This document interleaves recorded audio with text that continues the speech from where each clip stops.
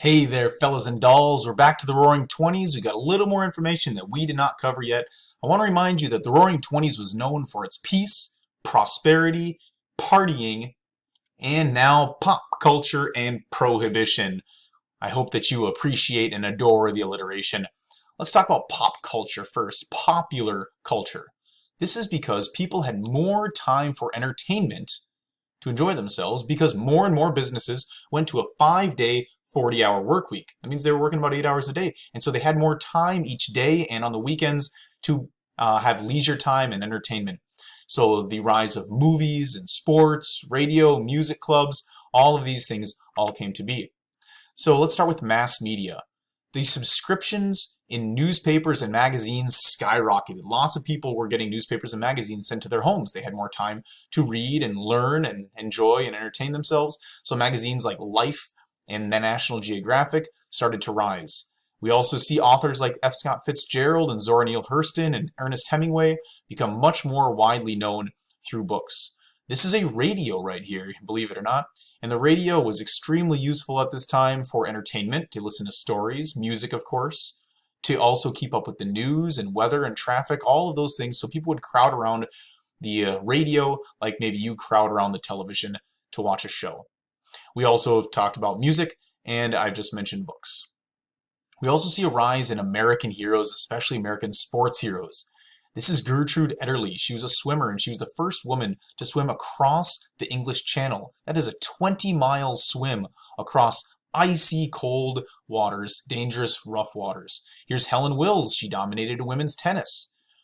This is Rube Foster, and Rube Foster was he was known to be founded the Negro National League. This is a Negro baseball league because segregation existed in professional sports at this time as well. African Americans were not able to play sports and compete against whites.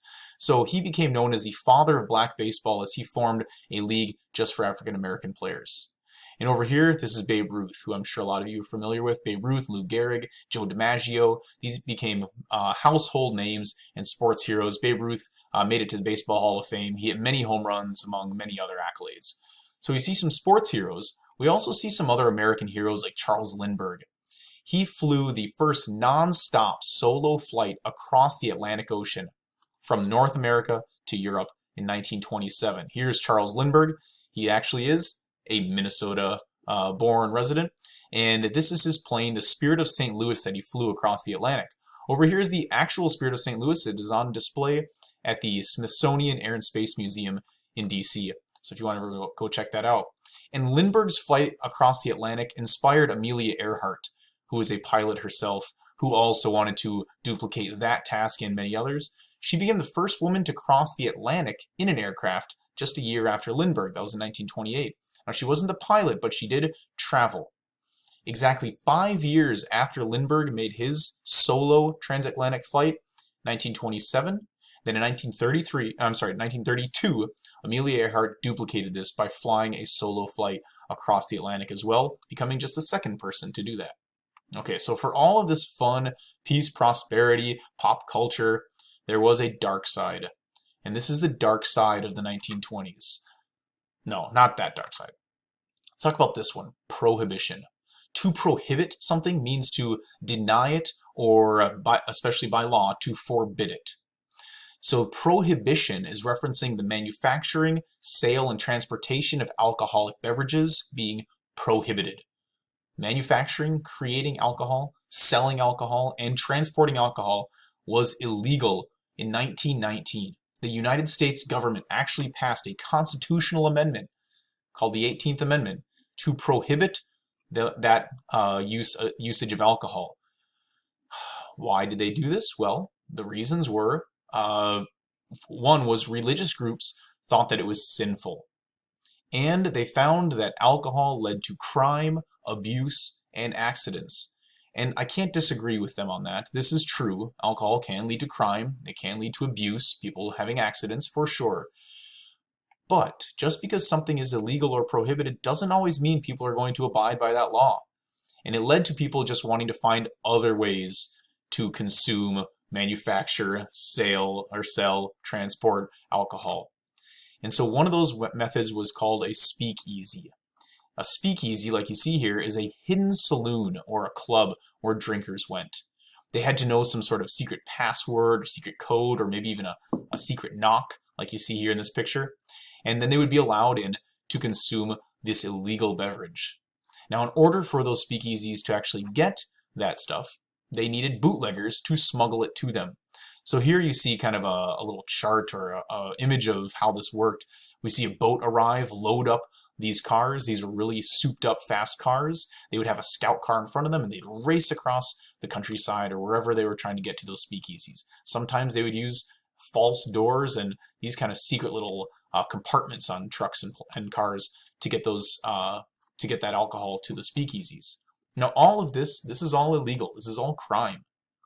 So it led to even more crime, or an organized crime. And maybe you've heard of this before, the mafia or mobsters or gangsters.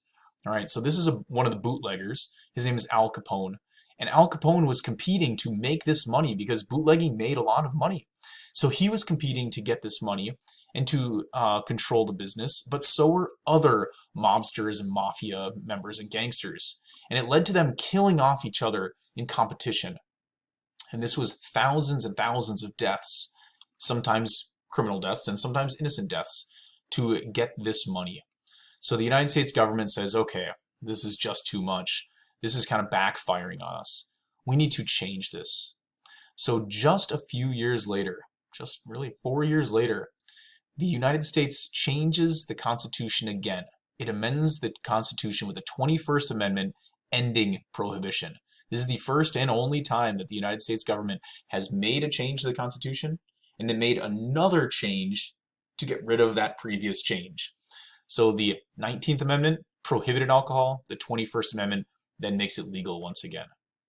Okay, one more topic here. It's the stock market. And we've talked about the stock market a little bit, buying and selling pieces or shares of businesses to make money.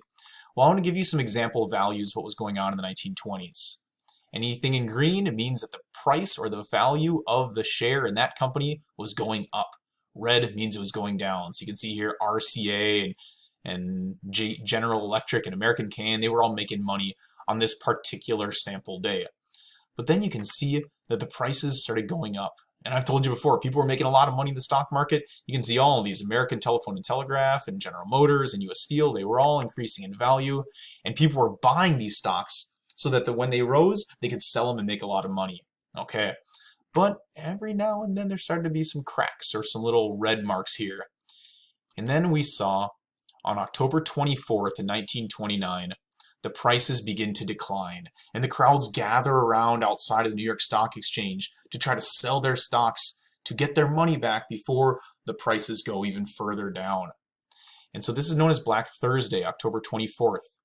And the prices continued to go down over the next few days, and people start to have a wild rush to sell their stocks. And ultimately, on Black Tuesday, which is October 29th, 1929, the stock market crashes. This means that there are more sellers than buyers. So the stock market collapses and people's fortunes had vanished. The New York Times calls this the most disastrous day in the stock market's history. And Americans across the country open up their newspapers and they see headlines like Wall Street crash and billions lost in the New York stock crash and Wall Street in panic. Then we see that as time goes on, this was that Black Tuesday, but we see the prices of those stocks continue to fall and fall and fall. And we see people panic and sell their stocks, but then start to sell other things because they owe so much money. This man is trying to sell off his car for just $100. Stockbrokers are selling tens of thousands of shares. No one was buying. The prices are falling faster and faster. There's more sellers than buyers. The prices are so low. And then we start to see even more devastation as people rush to the banks to try to get their money out of banks. And this is going to lead to the next topic, which is going to be in the next video, but it's called the Great Depression. So the good times of the 1920s, they've ended. Now we're going to see a depression in the economy, but also in people's lives.